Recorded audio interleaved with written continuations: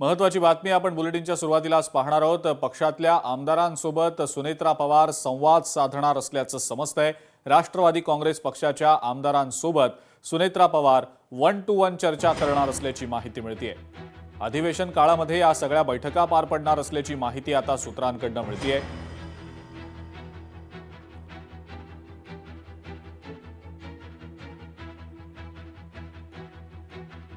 मीनाक्षी म्हात्रे आपल्या प्रतिनिधी या संदर्भातली अधिक माहिती आपल्याला देत आहेत।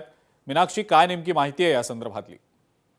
निश्चितच अजिंक्य, लवकरच अधिवेशन सुरू होत आहे, अर्थसंकल्पीय अधिवेशन सुरू होत आहे आणि या काळात आपण पाहतोय की उपमुख्यमंत्री सुनेत्रा पवार या आपल्या आमदारांसोबत आणि आपल्या नेत्यांसोबत 1 to 1 संवाद साधणार आहेत।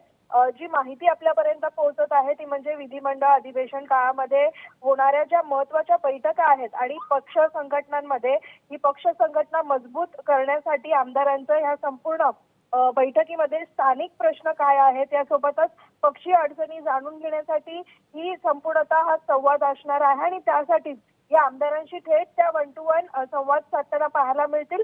तर येत्या काही दिवसातच अधिवेशन सुरू होत आहे। याच महिन्याच्या शेवटच्या आठवड्यामध्ये अधिवेशन आहे आणि त्याच दरम्यान उपमुख्यमंत्री सुनेत्रा पवार या आपल्या आमदारांशी थेट 1 to 1 बातचीत करणार आहेत। त्याआधीच आपण पाहतोय की देवगिरी निवासस्थानी ज्या पद्धतीत दिवंगत जे अजित पवार उपमुख्यमंत्री होते ते मंगळवारी बैठका घ्यायचे आणि आपल्या सगळ्याच आमदारांना या बैठकीसाठी उपस्थित राहून आपापल्या भागातील काही अडचणी आहेत, काही प्रश्न आहेत ते त्या ठिकाणी मांडून चर्चा करायचे।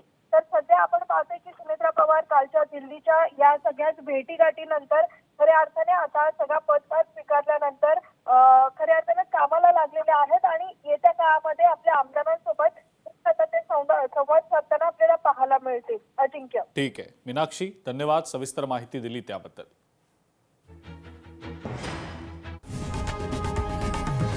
लोकशाही मराठी ऐका, पहा, जागरूक रहा।